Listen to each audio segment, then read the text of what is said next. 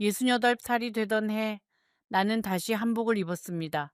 손에는 꽃다발 대신 떨리는 두 손만이 있었고 옆에는 30년을 함께한 남편이 아닌 고작 넉 달 전에 처음 만난 남자가 서 있었습니다. 그날 아침 거울 앞에서 나는 스스로에게 물었습니다. 순자야, 너 정말 이래도 괜찮겠니? 거울 속에 나는 아무 대답도 하지 못했습니다. 사람들은 내가 용감하다고 했습니다. 예순이 넘은 나이에 다시 시작할 수 있는 용기가 있다고요. 하지만 나는 용감한 것이 아니었습니다. 나는 그저 외로웠을 뿐입니다. 밤마다 텅 빈 안방천장을 바라보며 옆자리의 차가운 이불을 만지작거리던 그 외로움. 그것이 나를 이 자리까지 끌고 온 것입니다.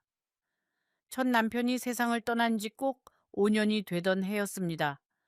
아들 둘은 각자의 가정을 꾸리고 멀리 떨어져 살았고 며느리들은 명절에나 겨우 얼굴을 비쳤습니다. 처음 1년은 슬픔에 잠겨 지나갔고 두 번째 해는 정리하느라 바빴고 세 번째 해부터는 그저 하루하루가 똑같이 흘러갔습니다. 아침에 눈을 뜨면 혼자, 밥을 먹어도 혼자, 텔레비전을 봐도 혼자였습니다. 그러던 어느 봄날 동네 복지관에서 만난 한 친구가 말했습니다. 순자야, 너도 이제 좋은 사람 만나서 남은 인생 의지하고 살아야지. 혼자 늙어가는 거 너무 서럽지 않니? 그 말 한마디가 내 가슴 깊은 곳에 박혔습니다. 나는 집에 돌아와 그날 밤 오랫동안 울었습니다. 서러워서 울었는지 부러워서 울었는지 지금도 잘 모르겠습니다. 지금부터 내가 들려드릴 이야기는 외로움이라는 감정이 얼마나 사람의 판단을 흐리게 만드는지에 관한 이야기입니다. 잠시 후에 여러분은 알게 되실 겁니다. 왜 내가 결혼식을 올린 지 한 달 만에 짐을 싸서 도망치고 싶었는지를요. 혹시 여러분 중에도 외로움 때문에 잘못된 선택을 해보신 분이 계신가요? 아니면 주변에 그런 분을 본 적이 있으신가요? 댓글로 여러분의 이야기를 들려주세요. 그리고 이런 이야기가 마음에 와닿으신다면 채널 구독도 잊지 말아주세요. 할머니가 들려드리는 인생 이야기가 여러분의 하루의 작은 위로가 되었으면 합니다. 그 친구의 소개로 나는 한 남자를 만나게 되었습니다. 이름은 김영호, 나보다 2살 많은 70살이었고 아내를 먼저 보낸 지 7년이 되었다고 했습니다. 첫 만남은 복지관 근처의 작은 찻집에서 이루어졌습니다. 그는 깔끔한 회색 양복을 입고 손에는 작은 꽃다발을 들고 있었습니다. 국화꽃이었습니다. 내가 좋아하는 꽃이라고 친구가 미리 말해주었던 모양입니다. 그 사람은 말이 많지 않았지만 말 한마디 한마디가 무척 정중했습니다. 순자 씨, 이렇게 만나주셔서 감사합니다. 그 목소리에 나는 이상하게도 마음이 놓였습니다. 오랫동안 잊고 지냈던 감정이었습니다. 누군가 나를 씨라고 불러주는 것, 누군가 나를 위해 꽃을 들고 나와주는 것. 그날 저녁 나는 집에 돌아와 거울을 한참 들여다봤습니다. 내 얼굴에 작은 미소가 남아 있었기 때문입니다. 그 뒤로 우리는 자주 만났습니다. 일주일에 2번, 때로는 3번. 그는 나를 공원에 데려가 산책을 시켜주었고 한강이 보이는 식당에서 저녁을 사주었습니다. 내 손을 잡아주는 일은 없었지만 우산을 씌워주고 차 문을 열어주고 계단을 오를 때마다 뒤에서 천천히 따라와 주었습니다. 나는 그것이 예의라고 생각했습니다. 나이 들어서 만난 사이에 무슨 뜨거운 감정이 필요하겠습니까? 그저 서로를 존중하고 의지할 수 있으면 그것으로 충분하다고 믿었습니다. 어느 날 우리는 한강 둔치를 함께 걷고 있었습니다. 봄바람이 살랑살랑 불어오는 오후였습니다. 나는 문득 용기를 내어 물었습니다. 영호 씨, 혹시 돌아가신 부인 이야기 좀 해주실 수 있어요? 그 사람은 잠시 걸음을 멈췄습니다. 그리고 먼 곳을 바라보며 천천히 대답했습니다. 좋은 사람이었습니다. 병으로 고생을 많이 하다 떠났지요. 그 후로 저는 혼자 사는데 익숙해졌습니다. 그 목소리에는 슬픔이 묻어 있었습니다. 나는 그 슬픔이 진심이라고 믿었습니다. 지금 생각해보면 그 슬픔조차도 연기였는지 모릅니다. 하지만 그때의 나는 그저 이 사람도 나처럼 외로운 사람이구나 라고만 생각했습니다. 또 어느 날에는 그 사람이 나에게 자기가 만든 도시락을 건넸습니다. 계란말이와 멸치볶음, 그리고 깨소금을 뿌린 주먹밥이었습니다. 혼자 살다 보니 요리를 좀 배웠습니다. 맛이 있을지 모르겠네요. 나는 그 도시락을 받아들고 공원 벤치에 앉아 천천히 먹었습니다. 맛은 그저 그랬습니다. 간이 조금 세고 계란말이는 살짝 타 있었습니다.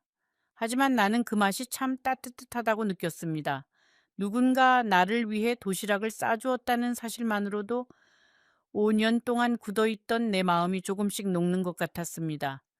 그 사람은 가끔 나에게 자기 아이들 이야기도 했습니다. 큰딸은 성격이 좀 까칠합니다. 하지만 마음은 착해요. 둘째 아들은 사업을 하느라 바쁘고 막내는 결혼해서 지방에 살고 있습니다. 그 이야기를 들으며 나는 이 사람도 자식들과 거리가 멀구나 라는 생각을 했습니다. 외로움의 모양이 비슷한 사람끼리는 서로의 마음을 더 잘 안다고 믿었습니다. 그래서 나는 그 사람에게 점점 더 마음을 열었습니다. 어느 날 저녁 그 사람이 나를 자기 집 근처의 작은 한정식 집으로 데려갔습니다.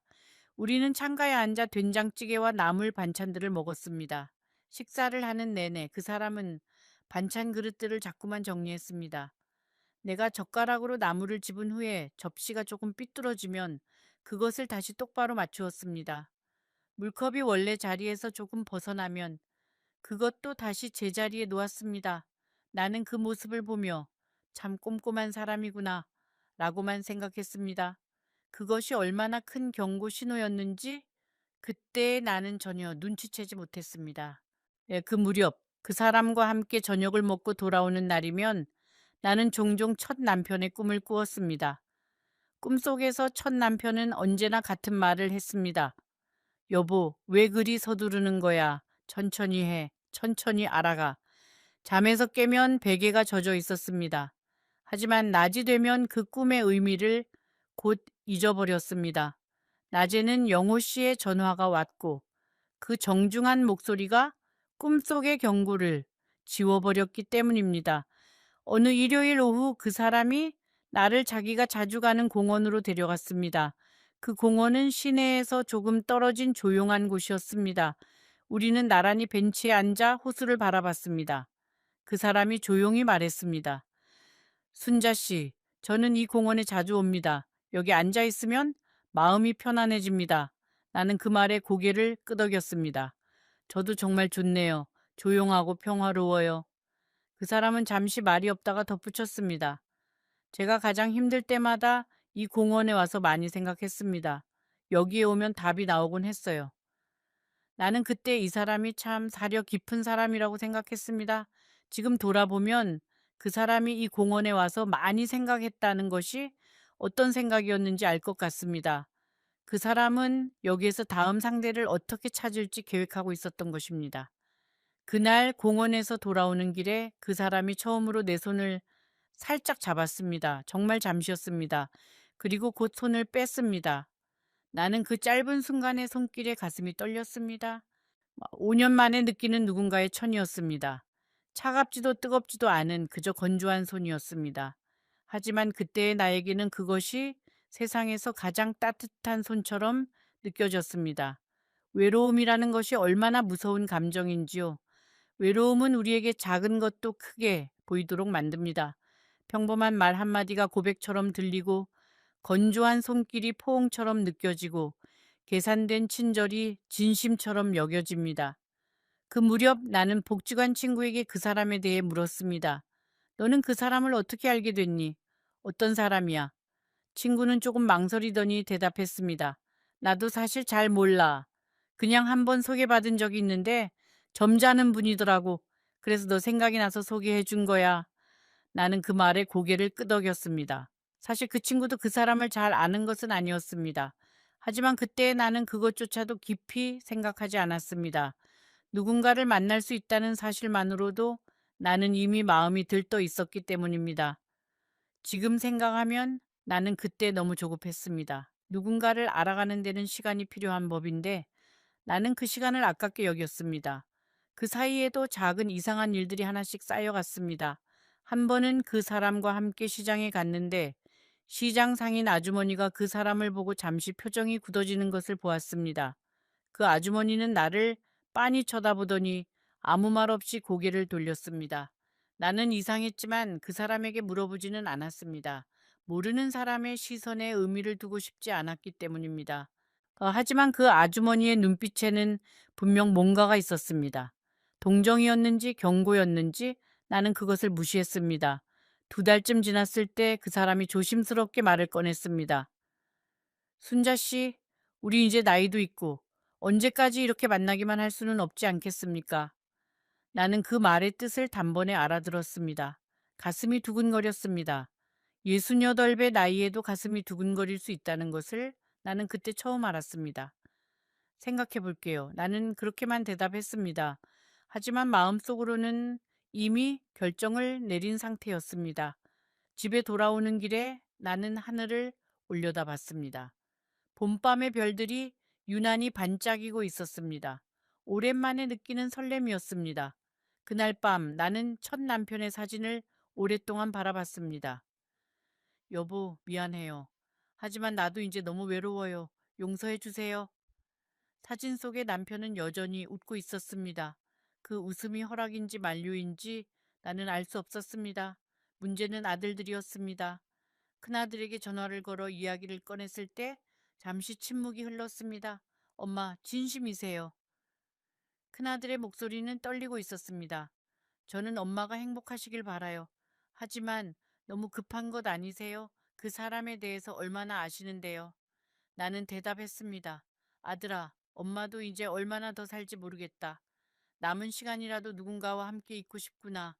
큰아들은 한참 동안 말이 없더니 결국 엄마가 원하시는 대로 하세요 라고 말했습니다. 그 목소리는 걱정과 체념이 섞여 있었습니다. 둘째 아들은 더 단호하게 반대했습니다. 엄마, 제발 다시 생각해 보세요. 재산 문제는 어떻게 하실 거예요? 그 집안 사정은요? 나는 그 말에 화가 났습니다. 이 엄마가 돈 때문에 결혼하는 줄 아니? 엄마도 외로워서 그러는 거야.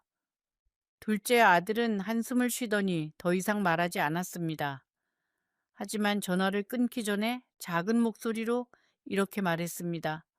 엄마, 나중에 후회하지 마세요. 그 말이 마치 예언처럼 내 귀에 남았습니다.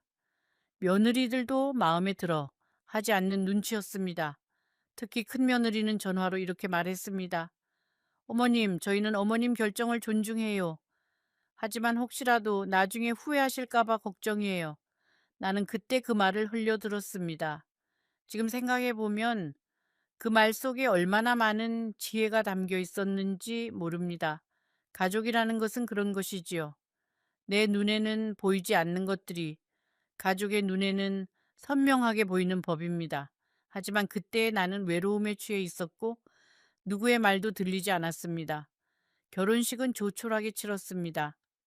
양가 가족과 가까운 친구들만 모인 자리였습니다. 그 사람의 아들 둘과 딸 하나가 왔는데 나를 바라보는 그들의 눈빛이 어딘가 차가웠습니다. 특히 큰딸은 식이 끝날 때까지 나에게 단 한마디도 건네지 않았습니다. 그저 멀리서 나를 쳐다보기만 했습니다. 그 시선이 너무 서늘해서 나는 몇 번이나 몸을 떨었습니다. 네, 하지만 그날의 나는 애써 외면했습니다. 새 출발이라는 설렘이 모든 불안을 덮어버렸기 때문입니다. 결혼식이 끝나고 식장 밖으로 나가는 길에 나는 화장실에서 그 사람의 큰딸과 둘째 아들이 이야기를 나누는 것을 우연히 들었습니다. 큰딸이 이렇게 말했습니다. 이번에는 얼마나 갈까? 둘째 아들이 코웃음을 치며 대답했습니다. 글쎄, 저번보다는 좀 더 가지 않을까? 나는 그 자리에 얼어붙었습니다. 저번이라니 무슨 뜻이었을까? 하지만 나는 그 의문을 마음 한켠에 묻어두고 식장을 나왔습니다. 결혼식 날까지 불안해하고 싶지 않았기 때문입니다. 신혼여행은 가지 않았습니다. 대신 그 사람의 집으로 짐을 옮겼습니다. 그 사람이 살고 있던 오래된 아파트였습니다. 집 안으로 들어선 순간 나는 이상한 느낌을 받았습니다.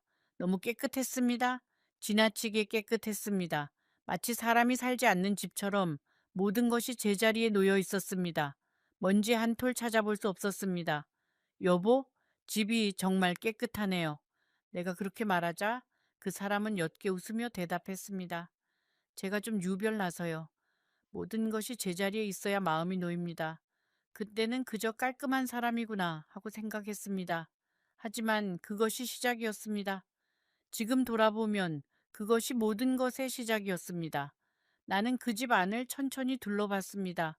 거실에는 오래된 가죽 소파와 작은 탁자 하나가 놓여 있었습니다. 벽에는 아무 사진도 걸려 있지 않았습니다. 결혼식 사진도 자식들 사진도 그 어떤 가족 사진도 없었습니다. 오직 풍경을 그린 그림 한 점만이 소파 위에 걸려 있었습니다. 나는 이상하다고 느꼈습니다. 보통 사람의 집이라면 가족 사진 몇 장 정도는 걸려 있는 법이니까요. 부엌은 더욱 놀라웠습니다. 모든 그릇이 크기와 색깔에 따라 완벽하게 정렬되어 있었습니다. 국자와 숟가락, 젓가락들도 종류별로 따로따로 서랍에 담겨 있었습니다. 양념통들은 한 채의 오차도 없이 일렬로 놓여 있었고, 심지어 라벨의 방향까지 모두 같은 방향을 향하고 있었습니다. 나는 그 부엌을 보며 속으로 감탄했습니다. 이런 남편이라면 청소 때문에 다툴 일은 없겠구나 하고 말입니다. 정말 어리석은 생각이었습니다. 안방에는 낡은 자개장 하나가 있었습니다. 자개장은 오래된 것이었지만 겉면은 마치 어제 닦은 것처럼 반짝거렸습니다. 그 자개장이 눈에 들어온 순간 나는 뭔가 묘한 느낌을 받았습니다. 나는 자개장의 문고리에 손을 대려 했습니다. 그런데 그 사람이 뒤에서 갑자기 말했습니다. 순자 씨, 그 자개장은 제가 소중하게 간직하는 물건들이 들어 있습니다. 열지 말아 주세요. 그 목소리에는 처음으로 느껴보는 날카로움이 있었습니다. 나는 놀라서 손을 거두었습니다. 아, 네. 죄송해요. 그 사람은 다시 부드럽게 웃으며 말했습니다. 죄송할 것 없습니다. 그저 저만의 공간을 지켜주시면 됩니다. 하지만 그 순간 나는 처음으로 이상한 기분을 느꼈습니다. 그 부드러운 웃음 뒤에 감춰진 무언가가 등 뒤로 차가운 바람처럼 스쳐 지나갔습니다. 첫날 밤 나는 낯선 침실에 누워 천장을 바라봤습니다. 그 사람은 옆방에서 자겠다고 했습니다. 첫날이니까 순자 씨가 불편할 수도 있으니 천천히 익숙해집시다. 나는 그 배려가 고마웠습니다. 하지만 동시에 이상하다는 생각도 들었습니다. 부부가 되었는데 왜 각방을 쓰는 걸까? 잠이 오지 않았습니다. 낯선 침대, 낯선 이불, 낯선 베개. 모든 것이 어색했습니다. 나는 옆방에서 들려오는 그 사람의 숨소리를 들으며 뒤척였습니다. 문득 첫 남편의 얼굴이 떠올랐습니다. 30년 동안 내 옆에서 코를 골며 자던 그 사람. 가끔은 그 코 고는 소리가 시끄러워서 짜증이 나기도 했는데 이제는 그 소리마저 그리웠습니다. 나는 이불 속에서 조용히 중얼거렸습니다. 여보, 제가 무슨 짓을 한 걸까요? 다음 날 아침, 나는 일찍 일어나 아침상을 차렸습니다. 30년 넘게 해온 일이었습니다. 된장찌개를 끓이고 계란말이를 부치고 김치를 꺼내 놓았습니다. 그런데 그 사람이 식탁에 앉자마자 말했습니다. 순자 씨, 된장찌개는 이 그릇에 담아야 합니다. 계란말이는 이쪽 접시에, 김치는 반드시 저 작은 종지에. 나는 어리둥절했습니다. 네? 제가 말씀드렸지 않습니까? 모든 것에는 제자리가 있다고. 그 사람은 그렇게 말하며 직접 그릇들을 옮기기 시작했습니다. 나는 그 자리에 서서 그 모습을 지켜봤습니다. 하지만 첫날부터 싸우고 싶지 않았습니다. 그래요, 여보. 다음부터는 제가 알아서 할게요. 나는 그렇게 웃으며 넘겼습니다. 하지만 그것은 시작에 불과했습니다. 이틀째 되는 날, 나는 거실 소파에 앉아 텔레비전을 보고 있었습니다. 그 사람이 들어오더니 내가 앉아있는 방석을 빤히 쳐다봤습니다. 순자 씨, 그 방석은 원래 창가 쪽에 놓여 있어야 합니다. 나는 웃음이 나왔습니다. 이게 웃을 일인가 싶었지만 그 사람의 표정은 전혀 웃고 있지 않았습니다. 그때부터 나는 조금씩 불편함을 느끼기 시작했습니다. 물컵 하나를 어디에 놓아야 하는지, 수건은 어떻게 개어야 하는지, 신발은 어느 방향으로 돌려놓아야 하는지, 집안의 모든 것에 규칙이 있었습니다. 그리고 그 규칙은 오직 그 사람만이 알고 있었습니다. 나는 매 순간 긴장하며 살아야 했습니다. 마치 시험을 보는 학생처럼 말입니다. 3일째 되는 날 나는 화장실에서 손을 씻고 수건으로 물기를 닦았습니다. 그런데 그 수건을 다시 걸어놓는 방식이 잘못되었던 모양입니다. 그 사람이 조용히 화장실에 들어오더니 수건을 다시 꺼내 반듯하게 3번 접어 걸어 놓았습니다. 순자 씨, 수건은 이렇게 접어야 합니다. 3번, 정확하게 3번 접어서 모서리가 정확히 맞아야 합니다. 나는 어색하게 웃으며 대답했습니다. 네, 알겠어요. 더 다음부터는 조심할게요. 하지만 마음속에서는 이상한 감정이 꿈틀거리기 시작했습니다. 이것이 정말 결혼 생활일까? 이것이 정말 부부 사이의 대화일까? 4일째 되는 날에는 내가 부엌에서 설거지를 하고 있을 때였습니다. 그릇을 식기 건조대에 올려놓는데 그 사람이 뒤에서 조용히 다가왔습니다. 순자 씨, 그릇은 큰 것부터 작은 순서대로 놓아야 합니다. 컵은 반드시 엎어서 손잡이가 오른쪽을 향하도록. 나는 고개를 끄덕였습니다. 하지만 속으로는 한숨이 나왔습니다. 30년 동안 내가 해왔던 방식이 모두 틀렸다는 말이었습니다. 그날 밤 나는 이불 속에서 처음으로 눈물을 흘렸습니다. 왜 눈물이 나는지 정확히는 몰랐습니다. 그저 뭔가가 무척 서러웠습니다. 그 다음 날 나는 집안일을 하면서 부엌 찬장 안을 정리하려 했습니다. 찬장 문을 열었더니 가장 안쪽에 작은 약봉지가 놓여 있었습니다. 봉지에는 아무 글씨도 적혀 있지 않았습니다. 나는 궁금해서 그 봉지를 들어보려 했습니다. 그런데 바로 그때 뒤에서 그 사람의 목소리가 들렸습니다. 순자 씨, 거기 손대지 마십시오. 나는 깜짝 놀랐습니다. 소리가 나지 않게 들어온 것입니다. 아, 네. 미안해요. 정리를 하려고 했는데 제 물건입니다. 건드리지 마세요. 그 목소리에는 아무런 감정이 없었습니다. 그것이 오히려 더 무서웠습니다. 5일째 그 사람이 나를 앉혀놓고 노트 한 권을 건네주었습니다. 그 노트에는 집안의 모든 규칙이 빼곡히 적혀 있었습니다. 순자 씨가 빨리 익숙해지도록 제가 정리해 보았습니다. 노트에는 23가지의 규칙이 번호를 매겨 적혀 있었습니다. 칫솔을 놓는 각도, 커튼을 여는 정확한 시간, 냉장고 안반찬의 위치, 심지어 베개를 놓는 방향까지. 나는 그 노트를 받아들고 한참 동안 멍하니 앉아 있었습니다. 여보, 이건 좀 심하지 않나요? 나는 조심스럽게 말해보았습니다. 그러자 그 사람의 표정이 순식간에 굳어졌습니다. 순자 씨, 저는 평생을 이렇게 살아왔습니다. 이제 와서 바꿀 수는 없습니다. 순자 씨가 맞추어 주셔야 합니다. 그 목소리에는 더 이상 정중함이 없었습니다. 나는 노트를 들고 방으로 들어갔습니다. 한 장 한 장 넘기면서 읽어보았습니다. 규칙 1번, 아침은 반드시 6시 30분에 차릴 것. 규칙 2번, 식탁 위에 올리는 반찬 그릇의 순서는 왼쪽부터 국밥, 김치, 나물 순서를 따를 것. 규칙 3번, 화장실 세면대는 사용 후 반드시 물기를 닦아 광택을 유지할 것. 규칙 4번, 현관 신발은 코가 문을 향하도록 정렬할 것. 규칙 5번, 세탁물은 색상별로 분류하되 검은색은 다른 색과 절대로 섞지 말 것. 나는 그 규칙들을 읽으면서 이것이 사람이 사람에게 요구할 수 있는 것인지 진지하게 의심했습니다. 6일째 되는 날, 나는 처음으로 그 사람의 화내는 모습을 봤습니다. 내가 거실의 화분을 5cm쯤 옮겼다는 이유였습니다. 순자 씨, 제가 몇 번을 말해야 합니까?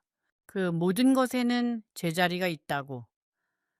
그 사람의 목소리는 크지 않았습니다. 하지만 그 낮은 목소리가 오히려 더 무서웠습니다. 나는 겁에 질려 화분을 원래 자리로 돌려놓았습니다. 손이 떨리고 있었습니다. 그 사람은 한참 동안 내 얼굴을 바라보더니 다시 원래의 정중한 목소리로 돌아갔습니다. 미안합니다, 순자 씨. 제가 좀 예민했네요. 차 한 잔 드시겠습니까? 마치 아무 일도 없었던 것처럼 말입니다. 그 변화가 더 섬뜩했습니다. 7일째 되는 날, 내가 점심을 차리는데 숟가락을 놓는 방향이 틀렸다고 했습니다. 나는 30년 넘게 밥상을 차려온 사람이었습니다. 수천 번도 넘게 숟가락을 놓아왔습니다. 그런데 이 남자는 내 인생의 30년을 단번에 부정한 것이었습니다. 나는 참았습니다. 참는 것이 어른의 덕이라고 배웠으니까요. 하지만 참는 것에도 한계가 있었습니다. 일주일이 지났을 무렵 나는 첫 남편이 그리워지기 시작했습니다. 그 사람은 내가 뭘 하든 상관하지 않는 사람이었습니다. 방석이 어디에 있든 물컵이 어디에 놓이든 그저 내 옆에 앉아 수고했어 라고 한마디 해주면 그만이었습니다. 30년을 그렇게 살았는데 나는 그것이 얼마나 큰 축복이었는지 그때서야 깨달았습니다. 잃어버린 뒤에야 소중함을 안다는 옛말이 그날따라 유난히 마음에 사무쳤습니다. 8일째 되던 날 나는 용기를 내어 집 밖으로 나가 보았습니다. 그냥 동네 슈퍼마켓에 갈 뿐이었습니다. 그런데 내가 돌아왔을 때 그 사람이 현관 앞에 서서 나를 기다리고 있었습니다. 손목시계를 들여다보며 말입니다. 순자 씨 43분 걸렸습니다. 슈퍼마켓까지는 왕복 20분이면 충분할 텐데요. 나는 당황했습니다. 동네 친구를 잠깐 만났어요. 그 사람은 고개를 끄덕였지만 그 눈빛에는 의심이 서려 있었습니다. 그날부터 나는 집 밖에 나갈 때마다 내가 감시당하고 있다는 느낌을 받았습니다. 슈퍼마켓에서 돌아오는 길에 나는 같은 동네에 사는 어르신 한 분을 만났습니다. 그분은 나를 위아래로 훑어보더니 말했습니다. 혹시 7층에 사는 김 씨네 새 부인이세요? 나는 고개를 끄덕였습니다. 그러자 그분의 표정이 묘하게 변했습니다. 아이고, 조심하세요. 그 사람, 이전에도 여기서 같이 사는 분이 있었거든요. 나는 놀라서 물었습니다. 네? 무슨 말씀이세요? 하지만 그분은 더 이상 말하지 않고 급히 자리를 떴습니다. 그날부터 나의 의심은 조금씩 커져만 갔습니다. 9일째, 나는 아들에게 전화를 걸고 싶었습니다. 그런데 전화기를 들 때마다 뒤에서 그 사람의 시선이 느껴졌습니다. 거실에서 전화를 걸면 그 사람은 신문을 읽는 척하면서 귀를 기울였고 방에서 전화를 걸면 잠시 후에 문을 두드리며 순자 씨 차 한 잔 드시겠습니까? 하고 들어왔습니다. 결국 나는 아들에게 전화조차 마음 편히 할 수 없었습니다. 나는 스스로에게 물었습니다. 이게 정말 결혼 생활인가? 또 이게 정말 내가 원했던 새로운 시작인가? 열흘쯤 되었을 때 그 사람의 큰딸이 집에 찾아왔습니다. 결혼식 날 나에게 한마디도 건네지 않았던 그 딸이었습니다. 그녀는 들어오자마자 집 안을 쭉 둘러봤습니다. 마치 뭔가를 점검하듯이 말입니다. 그리고 나를 바라보며 차갑게 말했습니다. 아버지 물건들 하나라도 옮기거나 버리시면 안 됩니다. 알아두세요. 나는 당황했습니다. 네? 제가 왜 그런 일을 하겠어요? 그녀는 옅게 웃더니 이렇게 말했습니다. 그냥 미리 말씀드리는 거예요. 어머니도 아시겠지만 아버지는 특별한 분이시잖아요. 그 말에는 묘한 뼈가 있었습니다. 나는 그 뼈의 정체를 알 수 없었지만 가슴이 서늘해지는 것을 느꼈습니다. 그녀는 부엌으로 가더니 냉장고를 열어봤습니다. 그리고 거실로 돌아와 소파에 앉아 나를 빤히 쳐다봤습니다. 어머니, 혹시 아버지에 대해 궁금한 것이 있으면 저에게 물어보세요. 저보다 아버지를 잘 아는 사람은 없으니까요. 나는 잠시 망설이다가 물었습니다. 따님, 아버님은 어떤 분이셨어요? 어머니는 어떻게 돌아가셨나요? 그 순간 그녀의 얼굴에 복잡한 표정이 스쳐 지나갔습니다. 어머니요. 그녀는 잠시 말을 멈추었습니다.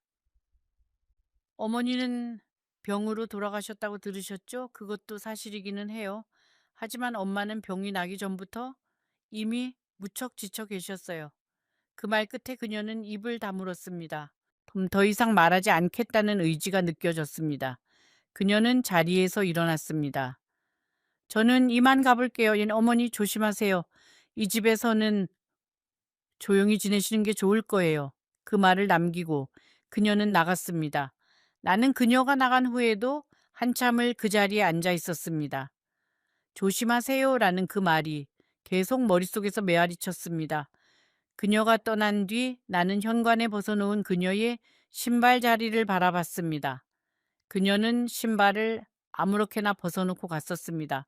그런데 이상한 것은 그 사람이 그녀의 어질러진 신발에 대해서는 아무 말도 하지 않았다는 것이었습니다. 내가 신발 방향을 조금만 틀어놓아도 지적하는 그 사람이 자기 딸의 어지러진 신발에는 아무런 반응이 없었습니다. 그 순간 나는 깨달았습니다. 이 사람의 규칙은 모든 사람에게 적용되는 것이 아니었습니다. 오직 나에게만 적용되는 것이었습니다. 그날 저녁 나는 그 사람에게 물었습니다. 여보, 따님이 오늘 이상한 말을 하고 갔어요. 당신이 특별한 분이라고요. 무슨 뜻인가요? 그 사람은 잠시 말이 없더니 고개를 돌리며 대답했습니다. 신경 쓰지 마세요. 우리 딸이 원래 말이 좀 그렇습니다. 하지만 그 목소리에는 뭔가 숨기는 듯한 기색이 있었습니다. 그날 밤 나는 옆방에서 자는 그 사람의 숨소리를 들으며 오래도록 잠을 이루지 못했습니다. 딸의 그 말, 조심하세요라는 그 말, 그리고 엄마는 병이 나기 전부터 이미 무척 지쳐 계셨어요라는 그 말. 그 말들이 계속 내 귓가를 맴돌았습니다. 뭔가가 이 집에는 숨겨져 있었습니다. 다음 날 아침 나는 평소보다 일찍 일어났습니다. 그 사람이 아직 자고 있는 시간이었습니다. 나는 조용히 거실로 나가 창문을 열고 바깥 공기를 마셨습니다. 베란다에서 내려다본 동네는 평화로웠습니다. 사람들이 출근을 하고 아이들이 학교에 가고 노인들이 운동을 하러 나가고 있었습니다. 그 평범한 풍경을 보고 있자니 갑자기 서러움이 밀려왔습니다. 왜 나는 저 평범한 풍경 속에 있지 못하고 이 이상한 집에 갇혀 있는 걸까? 그때 뒤에서 그 사람의 목소리가 들렸습니다. 순자 씨, 일찍 일어나셨네요. 뭘 보고 계십니까? 나는 급히 눈물을 닦고 뒤돌아봤습니다. 그 눈빛이 아침의 햇살 속에서도 여전히 차갑게 느껴졌습니다. 잠시 후에 내가 발견한 것이 무엇인지 여러분은 아마 상상도 못하실 겁니다. 그리고 그것을 발견한 순간 나는 왜 그 사람의 딸이 그런 말을 했는지, 왜 그 사람이 그토록 물건들에 집착했는지 모든 퍼즐이 맞춰지는 듯한 느낌을 받았습니다.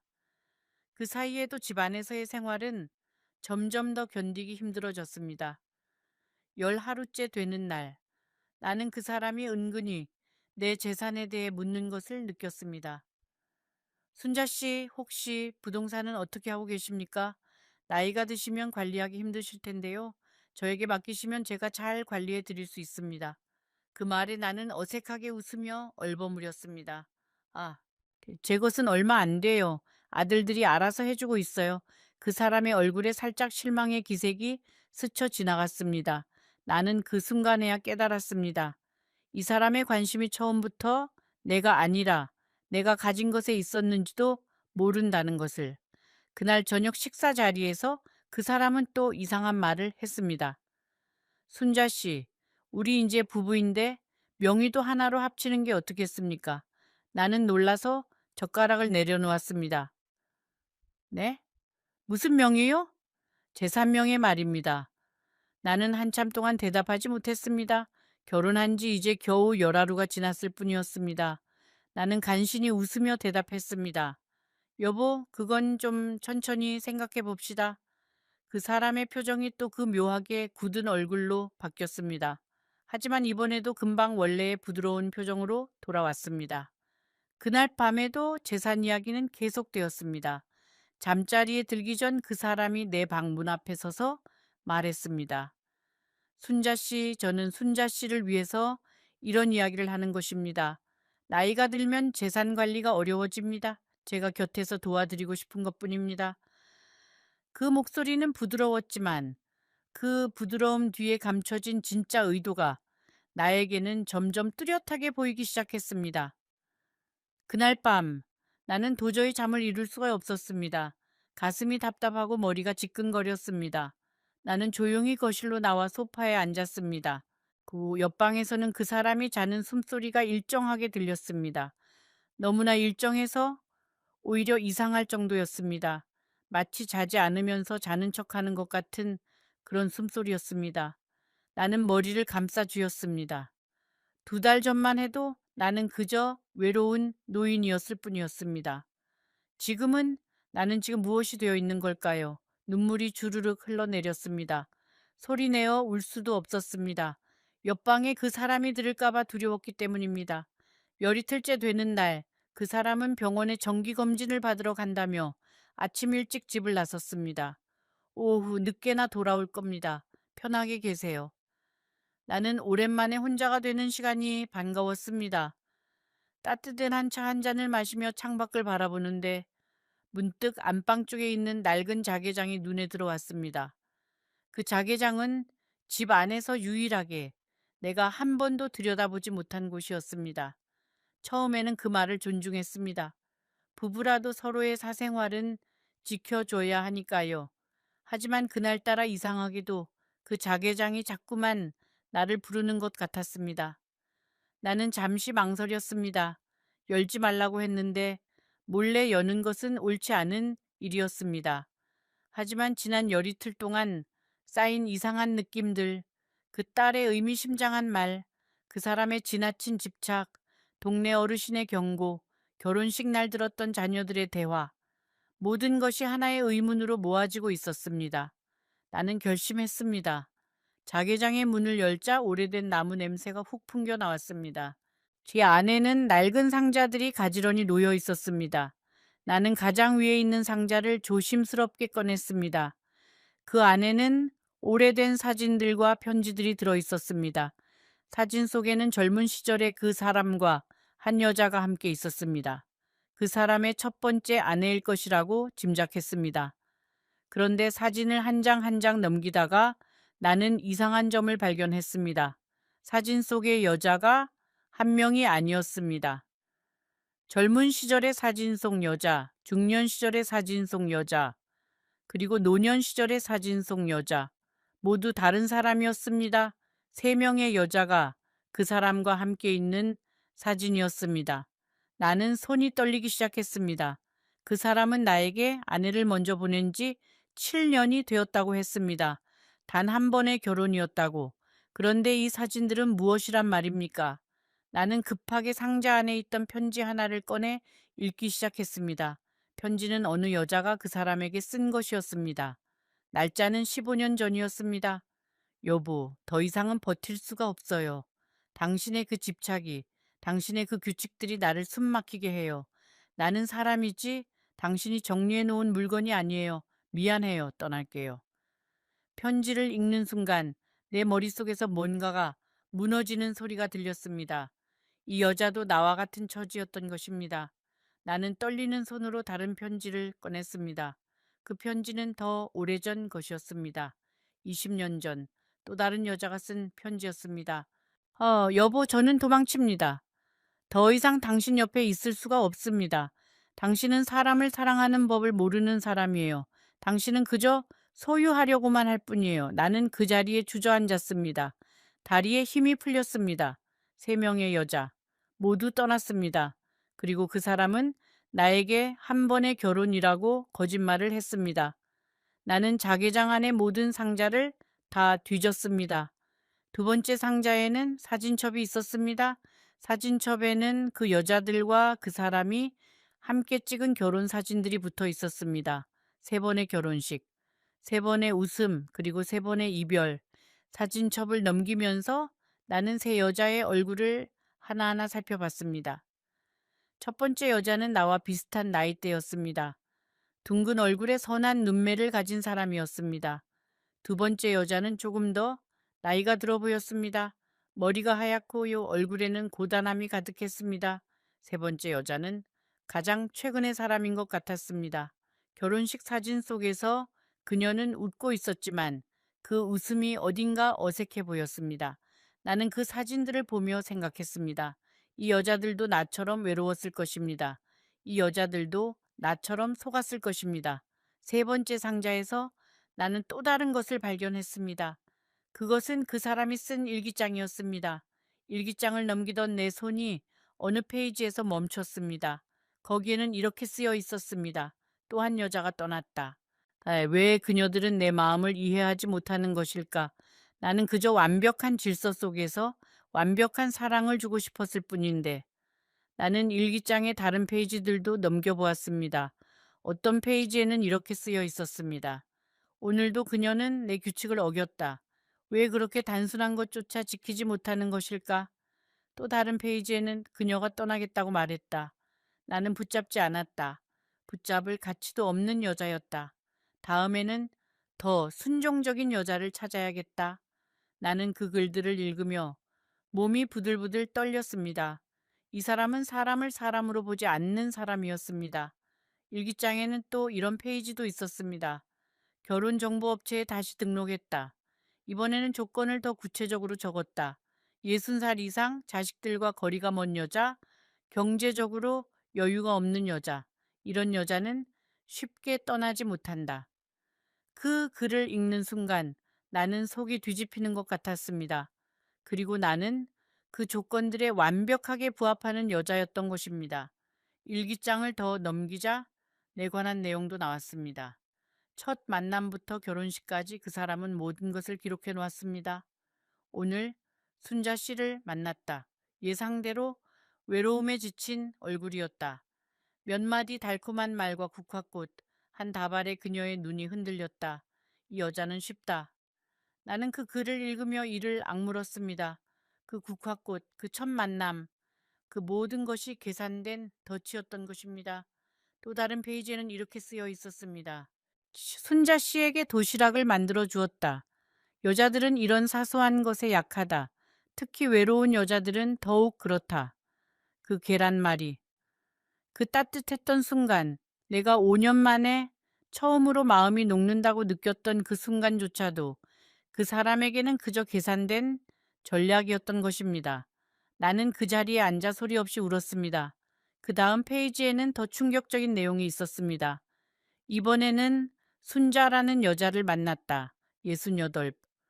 외로움에 지쳐 보이는 얼굴. 이 여자라면 떠나지 않을 것이다. 이 여자는 나이가 많으니 어디로도 갈 곳이 없을 테니까. 그 글을 읽는 순간 나는 숨이 멎는 것 같았습니다. 그 사람은 나를 사랑해서 결혼한 것이 아니었습니다. 그 사람은 나를 떠나지 못할 사람이기 때문에 선택한 것이었습니다. 일기장 맨 뒤쪽에는 그 사람이 만든 또 다른 목록이 있었습니다. 그것은 순자 씨 길들이기 계획이라는 제목이었습니다. 첫 주에는 규칙을 가르칠 것, 둘째 주에는 외출을 제한할 것, 셋째 주에는 아들들과의 연락을 줄이도록 유도할 것, 넷째 주에는 재산명의 이전 문제를 꺼낼 것. 나는 그 목록을 읽으며 온몸에 소름이 돋았습니다. 이것은 결혼이 아니라 체계적인 함정이었습니다. 그리고 목록 아래에는 작은 글씨로 이렇게 덧붙여져 있었습니다. 만약 세 번째 주까지 순종하지 않으면 더 강한 방법을 사용할 것. 나는 그 더 강한 방법이라는 말이 무엇을 의미하는지 생각하고 싶지 않았습니다. 하지만 등 뒤로 소름이 끼쳤습니다. 나는 일기장을 덮고 가만히 앉아 있었습니다. 머릿속이 텅 비어버린 것 같았습니다. 5년 동안의 외로움. 그 외로움에서 벗어나고 싶다는 간절한 마음, 그 마음을 누군가가 이렇게 이용할 수 있다는 사실. 세상에는 이런 사람도 있구나. 그저 외로운 노인을 사냥감으로 삼는 그런 사람도 있구나. 그리고 문득 나는 그 자개장 안쪽 깊숙한 곳에 놓여있던 작은 서류 봉투를 발견했습니다. 그 안에는 여러 장의 서류가 들어있었습니다.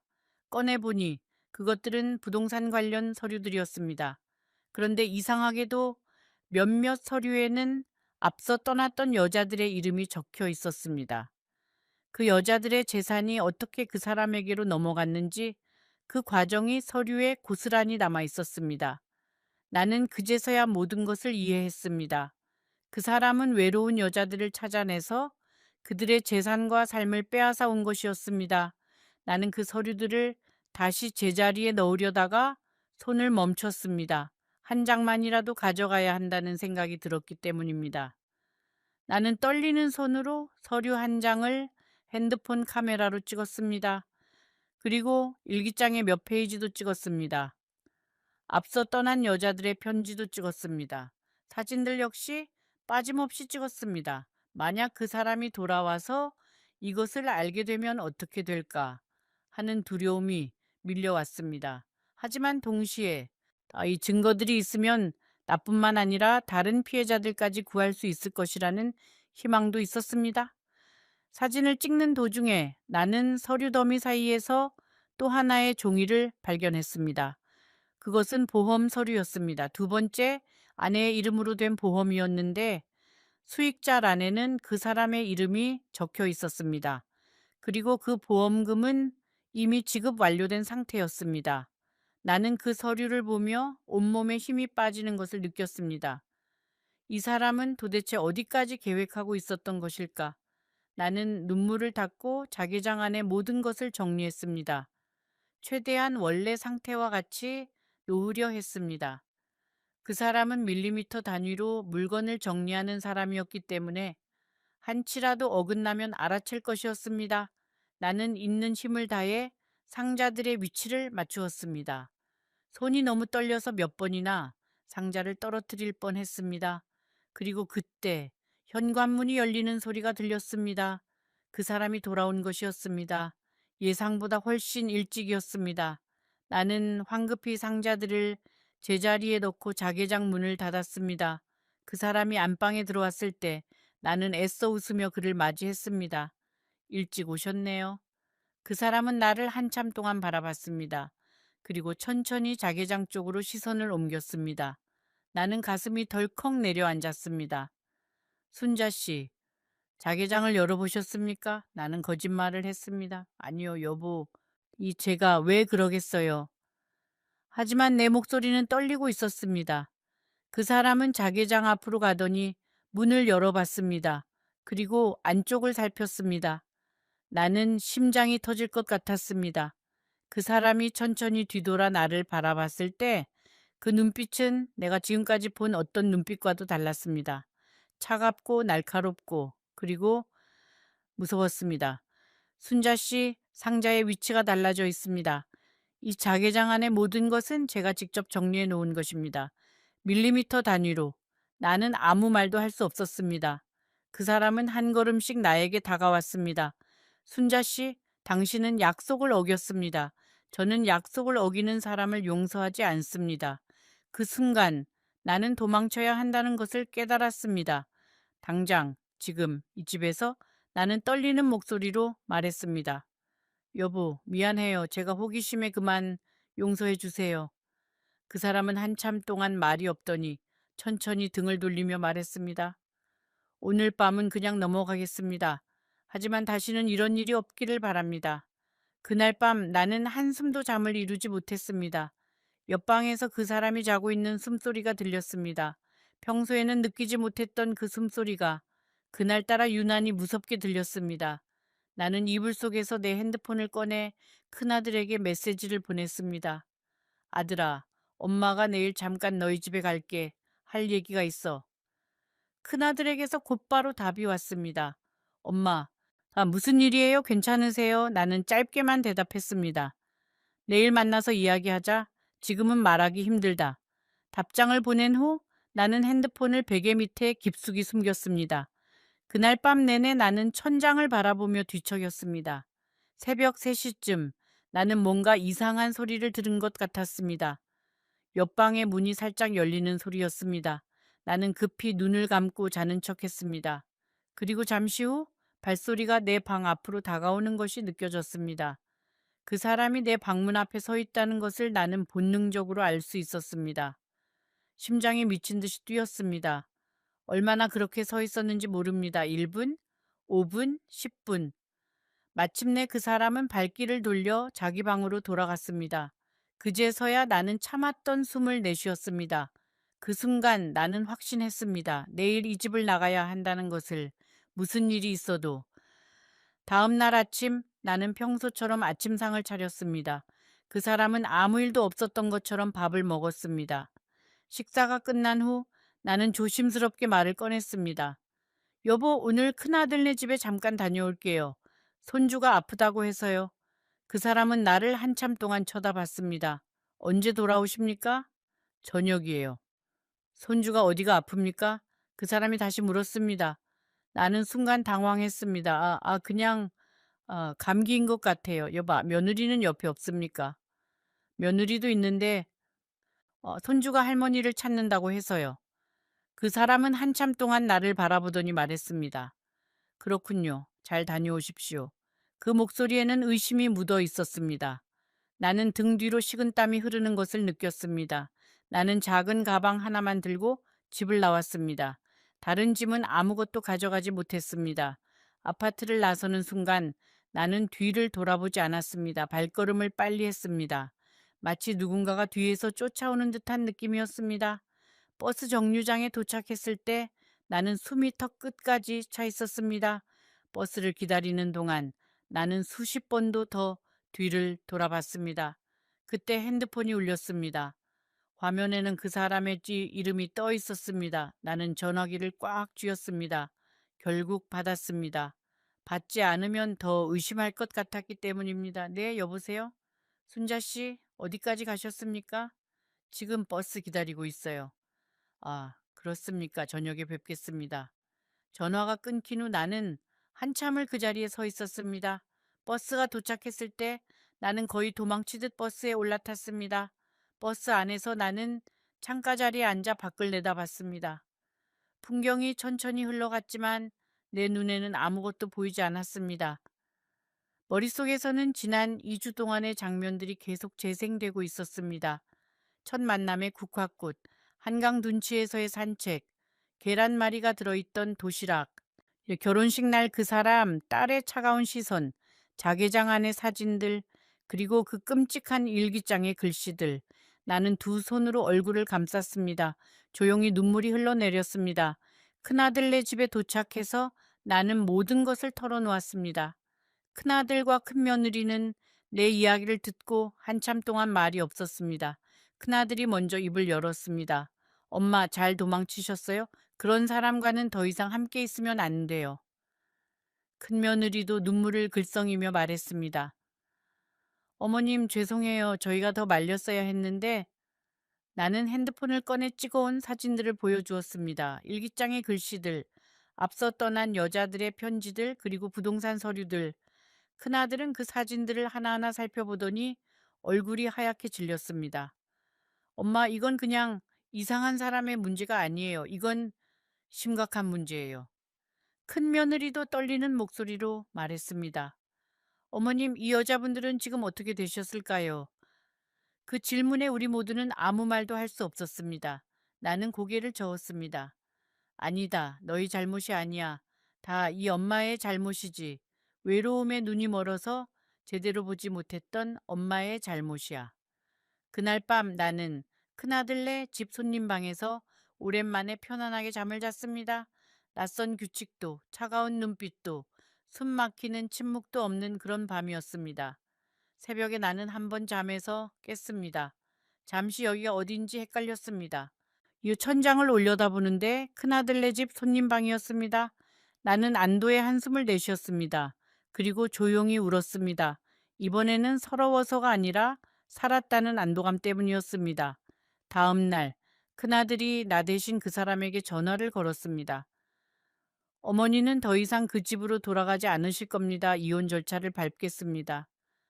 전화기 너머에서 그 사람이 뭐라고 소리를 질렀지만 큰아들은 침착하게 전화를 끊었습니다. 그 후로 그 사람에게서 여러 번 전화가 왔지만 나는 받지 않았습니다. 큰아들은 변호사 친구에게 연락을 했습니다. 나는 내가 찍어온 사진들을 그 변호사에게 보여주었습니다. 변호사는 사진들을 한참 동안 들여다보더니 진지한 표정으로 말했습니다. 어머님, 이건 단순한 이혼 문제가 아닐 수도 있습니다. 이 앞선 여자분들의 행방을 확인해 봐야 할 것 같습니다. 그 말에 내 가슴이 다시 서늘해졌습니다. 며칠 후 변호사가 다시 연락을 주었습니다. 어머님, 확인해 보니 앞선 여자분들 중 두 분은 가족들과 연락이 끊긴 지 오래되었다고 합니다. 한 분은 다행히 딸과 연락을 하고 계셨는데 그분도 어머님과 비슷한 경험을 하셨다고 합니다. 나는 그 이야기를 들으며 두 손을 모아 잡았습니다. 그 여자분을 한번 만나보고 싶다는 생각이 들었습니다. 변호사의 도움으로 나는 그 여자분과 연락이 닿았습니다. 이름은 이명희 씨였고 이 나보다 3살 많은 71살이었습니다. 우리는 복지관 근처의 작은 찻집에서 만났습니다. 공교롭게도 내가 그 사람을 처음 만났던 바로 그 찻집이었습니다. 이명희 씨는 나를 보자마자 눈물을 글썽겼습니다. 저와 똑같은 일을 겪으셨다니. 얼마나 무서우셨어요. 나도 그분의 손을 잡으며 울었습니다. 이명희 씨의 이야기는 내 이야기와 너무나 비슷했습니다.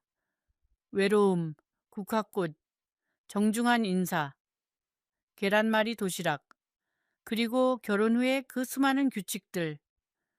저는 2달을 버텼어요. 더 이상은 버틸 수가 없어서 도망쳤어요. 그때 제 재산도 많이 빼앗겼고요. 그분은 씁쓸하게 웃었습니다. 하지만 살아서 나온 것만으로도 감사해요. 이명희 씨는 자신의 이야기를 더 들려주었습니다. 그 사람이 처음에는 정말 좋은 사람처럼 보였어요. 꽃도 사다 주고 맛있는 것도 사주고, 하지만 결혼하고 나서 일주일도 안 돼서 완전히 다른 사람이 되었어요. 그분은 차를 한 모금 마시고 이어 말했습니다. 저도 자개장을 열어봤어요. 그때 저보다 먼저 있었던 여자분의 편지를 발견했고 너무 무서워서 그날 바로 도망쳤어요. 나는 그분의 이야기를 들으며 내가 만약 자개장을 열어보지 않았다면 어떻게 되었을까 하는 생각에 등골이 서늘해졌습니다. 이명희 씨는 마지막으로 이렇게 말했습니다. 순자 씨, 우리는 운이 좋은 거예요. 도망칠 수 있었으니까요. 하지만 도망치지 못한 분들도 있을 거예요. 그 생각을 하면 밤에 잠이 오지 않아요. 나도 같은 생각이었습니다. 이혼 절차는 생각보다 복잡했습니다. 그 사람은 순순히 이혼에 동의하지 않았습니다. 그 사람은 자신이 나에게 해준 것들을 하나하나 계산해서 요구했습니다. 결혼식 비용, 함께 먹은 식사값, 심지어 내가 자기 집에서 사용한 전기세와 수도세까지. 나는 그때서야 알았습니다. 그 사람에게 결혼이란 것은 그저 하나의 거래였다는 것을. 변호사는 내 사진 증거들을 가지고 협상을 시작했습니다. 이 증거들을 공개하면 당신은 단순한 이혼 문제로 끝나지 않을 것입니다. 그 말을 들은 그 사람은 처음에는 펄쩍 뛰었다고 합니다. 하지만 결국 이혼에 동의했습니다. 나는 변호사에게 그 사람의 마지막 모습을 물어봤습니다. 어떤 표정이었어요? 변호사는 잠시 생각하더니 대답했습니다. 글쎄요, 분노도 슬픔도 아닌 그저 계산하는 표정이었어요. 다음 목표를 찾고 있는 것 같은. 그 말에 나는 등골이 서늘해졌습니다. 결국 나는 약간의 돈을 그 사람에게 주고 겨우 이혼 도장을 받아낼 수 있었습니다. 그저 그 사람과의 모든 인연을 깨끗하게 끊고 싶었을 뿐이었습니다. 이혼 서류에 도장을 찍는 날, 나는 법원 앞에서 한참을 서 있었습니다. 하늘이 유난히 푸른 날이었습니다. 그 후로 나는 내 원래 집으로 돌아왔습니다. 5년 동안 혼자 살아왔던 바로 그 집으로요. 집 안에는 여전히 첫 남편의 사진이 걸려 있었습니다. 나는 그 사진 앞에 서서 오랫동안 말을 건넸습니다. 여보, 내가 어리석었어요. 외로움이 무서워서 도망가려 했는데 결국 더 무서운 곳으로 갔네요. 이제야 알았어요. 당신과 함께한 그 30년이 얼마나 소중했는지를. 집에 돌아온 첫날 밤, 나는 안방에 누워 천장을 바라봤습니다. 같은 천장이었습니다. 5년 전 남편이 떠난 뒤에도 바라보았던 바로 그 천장. 하지만 그날 밤의 천장은 이전과 달랐습니다. 이전에는 그 천장이 외로움의 상징이었다면 그날 밤에는 안전의 상징이었습니다. 누구도 나를 감시하지 않고 누구도 나에게 규칙을 강요하지 않는 그 자유로운 공간. 나는 그 공간이 얼마나 소중한 것이었는지 그제서야 깨달았습니다. 그 후로 몇 달이 지났습니다. 나는 천천히 일상을 회복해 나갔습니다. 복지관에 다시 나가기 시작했고 옛 친구들을 만났습니다. 나를 그 사람에게 소개해 준 친구는 미안하다며 눈물을 흘렸습니다. 나는 그 친구의 손을 잡고 말했습니다. 네 잘못이 아니야. 내가 내 마음을 제대로 다스리지 못한 탓이지. 오히려 네 덕분에 내가 인생에서 가장 중요한 교훈을 배웠단다. 그 교훈이 무엇이었냐고요? 그것은 바로 외로움이라는 감정이 사람을 얼마나 쉽게 속이는지에 관한 것이었습니다. 외로움은 우리에게 속삭입니다. 야, 아무나 괜찮아. 누구라도 좋아. 지금 혼자 있는 것보다는 낫잖아. 하지만 그것은 거짓말입니다. 잘못된 사람과 함께 있는 것이 혼자 있는 것보다 훨씬 더 외로울 수 있다는 것을 나는 이제 압니다. 나는 지금도 가끔 그 2달을 떠올립니다. 그 낯선 규칙들, 그 차가운 눈빛, 그 숨막히는 집. 그리고 그 자개장 속에서 발견한 사진들과 편지들, 세 명의 여자, 모두 나보다 먼저 도망쳤던 사람들, 그 여자들이 지금 어디에서 어떻게 살고 있는지 나는 모릅니다. 하지만 나는 속으로 그들에게 감사의 인사를 전합니다. 그들이 편지를 남겼기에 나는 진실을 알 수 있었습니다. 혹시 여러분 중에도 외로움 때문에 힘들어하고 계신 분이 있으십니까? 혹시 누군가와 함께 있고 싶어서 그 누군가가 누구인지도 제대로 보지 못하고 계신 분이 있으십니까? 나는 여러분에게 부탁드리고 싶습니다. 천천히 가세요. 급하게 결정하지 마세요. 외로움은 분명 힘든 감정입니다. 하지만 잘못된 선택으로 얻는 고통은 외로움보다 훨씬 더 깊고 오래 갑니다. 지금 나는 다시 혼자입니다. 하지만 예전처럼 외롭지는 않습니다. 왜냐하면 이제 나는 혼자 있는 법을 배웠기 때문입니다. 나 자신과 친구가 되는 법, 나 자신을 사랑하는 법, 나 자신에게 위로가 되는 법. 이 나이가 되어서야 배운 이 교훈들이 나에게는 그 어떤 결혼 반지보다도 값진 것입니다. 어쩌면 인생의 진짜 동반자는 결국 나 자신인지도 모릅니다. 누군가에게 의지하려는 마음이 강해질수록 우리는 잘못된 사람에게 의지하게 됩니다. 먼저 나 자신을 단단하게 세운 후에야 우리는 진짜 좋은 사람을 알아볼 수 있게 됩니다. 이 이야기가 여러분의 마음에 조금이라도 닿았다면 부디 한 번 더 생각해 보세요. 여러분이 지금 내리려는 결정이 정말로 여러분 자신을 위한 것인지 아니면 그저 외로움에서 도망치기 위한 것인지 그 차이를 아는 것이 남은 인생을 어떻게 살아갈지를 결정할 것입니다. 이 할머니의 이야기가 가슴에 남으셨다면 채널 구독을 꼭 부탁드립니다. 그리고 이 이야기가 놀라우셨다면 지금 화면에 보이는 다음 영상을 꼭 보세요. 훨씬 더 가슴을 울리는 이야기가 여러분을 기다리고 있습니다. 놓치지 마세요.